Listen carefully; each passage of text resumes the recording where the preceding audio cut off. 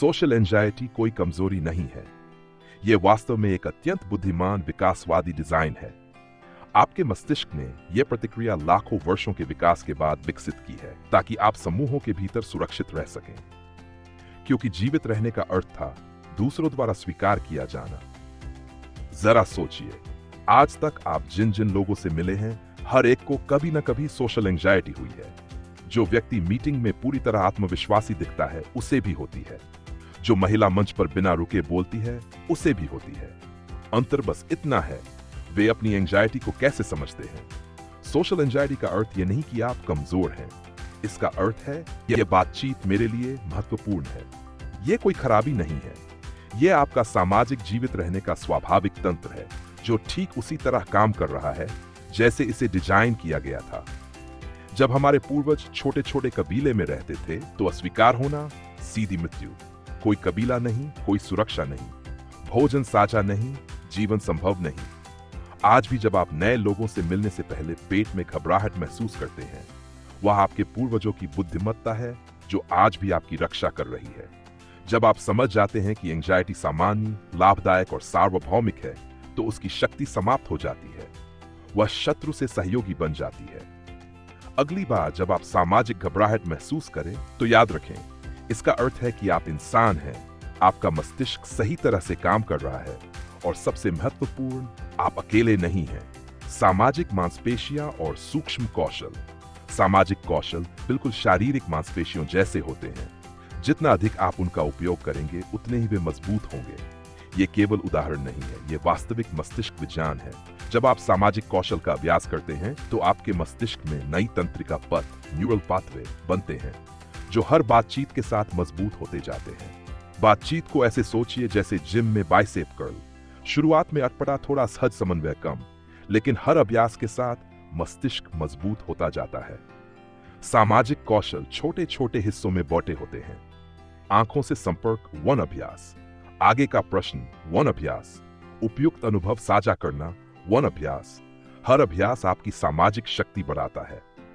लेकिन एक बात लोग भूल जाते हैं, जैसे जिम में सही तकनीक और आराम जरूरी होता है, वैसे ही सामाजिक कौशल में भी।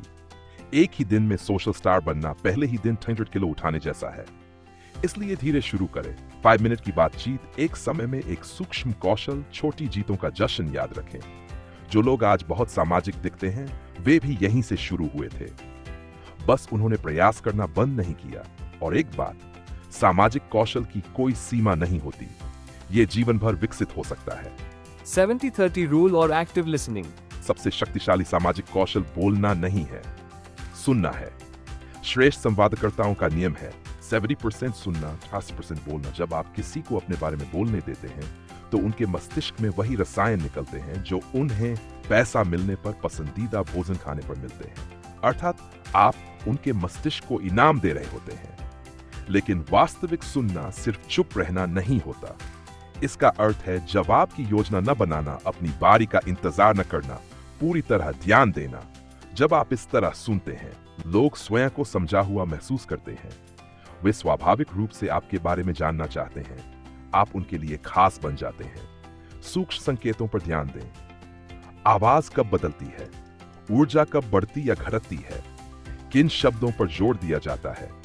ये संकेत बताते हैं कि उनके लिए वास्तव में क्या मायने रखता है। 70 नियम का जादू यही है।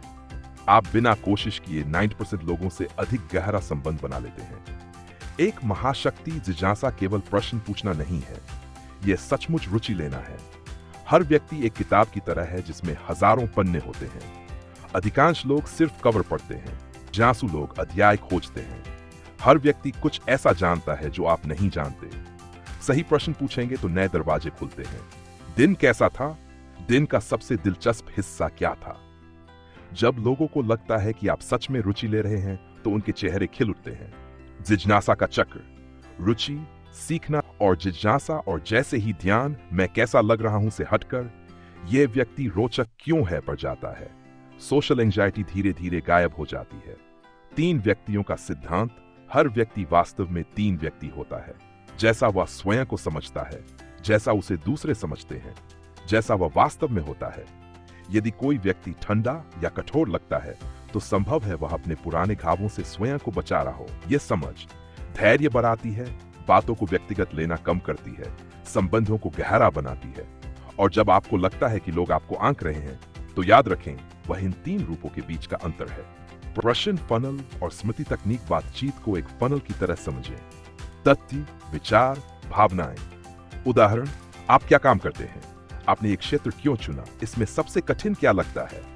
हर प्रश्न पिछले उत्तर से स्वाभाविक रूप से निकलता है। इसके साथ प्रयोग करें स्मृति महल तकनीक का। एक काल्पनिक घर में जानकारियां रखें। काम, बैठक कक्ष, चुनौती, गैराज। अगली मुलाकात में सब कुछ सहज रूप से याद आ जाएगा। और जब आप याद रखते हैं तो लोग जुड़ जाते हैं। प्रतिध्वनि प्रभाव और शारीरिक भाषा।